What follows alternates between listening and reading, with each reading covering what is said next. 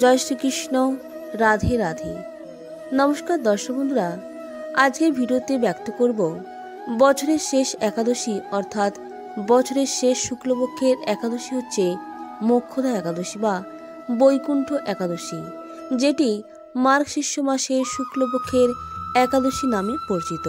আর এই একাদশীর দিন অবশ্যই যদি পারেন আপনারা অবশ্যই তুলসী তলায় এই ছোট্ট ক্রিয়াকলাপটি করলে পরিবারের সারা জীবন সুখ বর্ষিত থাকবে এবং ভগবান শ্রীকৃষ্ণের কৃপা আপনার পরিবারে বর্ষিত থাকবে এবং এই উপবাসের ফলে আপনার মোক্ষ লাভ নিশ্চিত হবে। আর এই দিনই পালিত হচ্ছে গীতা জয়ন্তী, যেদিন শ্রীকৃষ্ণ কুরুক্ষেত্রের যুদ্ধের সময় অর্জুনকে গীতা বর্ণনা করেছিলেন। আর এই দিনই পালিত হচ্ছে মোক্ষদা একাদশী। মার্গশীর্ষ মাসের শুক্লপক্ষের একাদশী তিথিকে বলা হয় মোক্ষদা একাদশী বা বৈকুণ্ঠ একাদশী। এদিন সকল ভক্তরা এই মোক্ষদা একাদশী ব্রতটি পালন করে অবশ্যই এই একাদশী সম্বন্ধে অর্থাৎ এই একাদশীর ব্রতকথা পাঠ বা শ্রবণ অবশ্যই করবেন। মোক্ষ লাভের জন্য এই একাদশী উপবাস পালন করা একবারই নিশ্চিত। এই একাদশী উপবাসের প্রভাবে তার পূর্বপুরুষের অতীতের সমস্ত পাপ মোচন হয় এবং তারা মোক্ষ লাভ করেন। অবশ্যই আপনারা এই মোক্ষদা একাদশী পালনের সঠিক সময়টি অবশ্যই জেনে নেবেন আজকের এই ভিডিওর শেষে।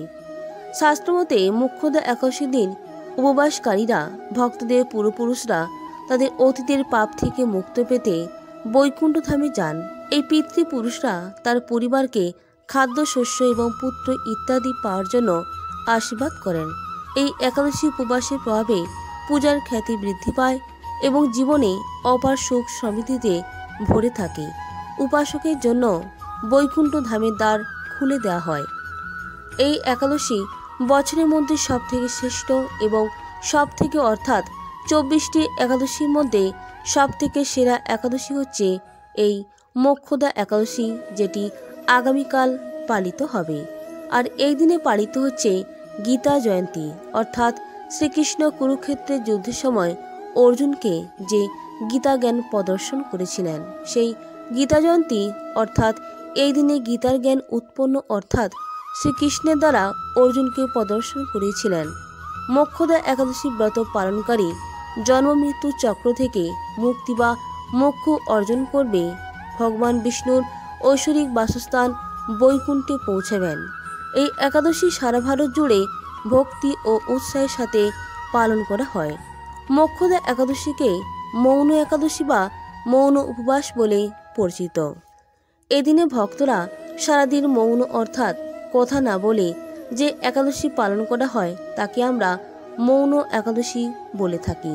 অর্থাৎ যদি আপনারা এই একাদশীর দিন কোনো ধরনের কথা বা কোনো ধরনের খারাপ কিছু আলোচনা করা থেকে দূরে থাকতে হবে, তবে এই একাদশীটি আপনাদের জন্য মৌন একাদশী নামে পরিচিত হবে। এই দিন অর্থাৎ মোক্ষদা একাদশীর দিন বিষ্ণুর ভোগের জন্য অবশ্যই আপনারা যে ভোগটি নিবেদন করবেন সেই ভোগের ওপর তুলসী পত্র অবশ্যই আপনাকে নিবেদন করতে হবে। তারপর ভগবানের কাছে ভোগ নিবেদন করবেন। অবশ্যই যদি পারেন তো হলুদ ধরনের মিষ্টি বা হলুদ ফল বা নৈবেদ্য হিসেবে আপনারা পায়েস নিবেদন করতে পারেন। ভগবান বিষ্ণুর ভোগে এই উপায় করলে শ্রী বিষ্ণুর আশীর্বাদ সর্বদা আপনার সঙ্গে থাকবে এবং কখনোই অর্থ অভাব দেখা দেবে না। আবার দ্বিতীয় যে ক্রিয়াকলাপটি রয়েছে সেটি অত্যন্ত প্রিয় হতে পারে আপনাদের জন্য।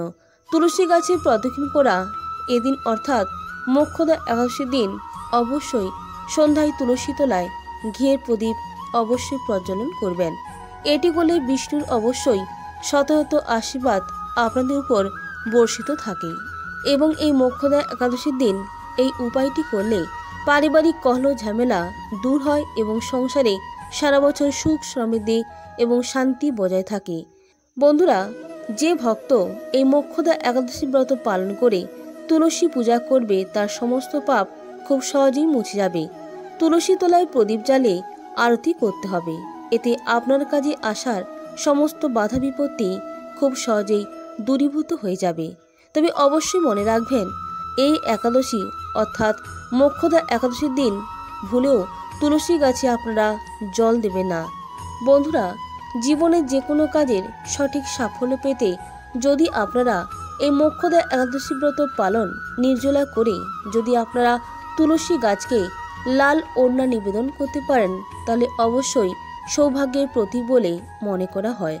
লাল ওড়না নিবেদন করলে লক্ষ্মী নারায়ণের আশীর্বাদ লাভ করবেন। এই দিন ভোরে ঘুম থেকে উঠে স্নান করে অবশ্যই তুলসী তলায় গিয়ে এই মন্ত্রটি আপনারা জপ করতে পারেন।